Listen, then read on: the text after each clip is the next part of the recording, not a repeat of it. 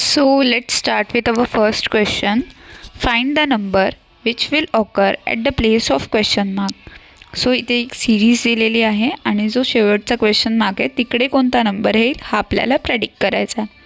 So let's start. See, first आपला जो letter आहे तो आहे 12. ठीक आहे. आणि सेकंड आहे 15. So C 12, 15. 12 आणि 15 यांच्यामध्ये किती डिफरन्स आहे? 3. ठीक आहे. देन सी 15 नंतर आहे 18. ठीक आहे. 15 आणि 18 यांच्यामध्ये डिफरन्स किती आहे? +3. ठीक आहे. Let's go to next. Eraser घेऊयात.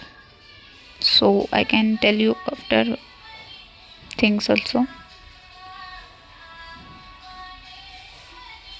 ठीक आहे. सो सी 15 नंतर आलं 18. आता 18 + 3 काय आलं? 21. ठीक आहे. म्हणजे बघा तुम्ही जर सिरीजमध्ये काय सिमिलॅरिटी आहे तर ती आहे की आपण +3 करत जायचं आहे.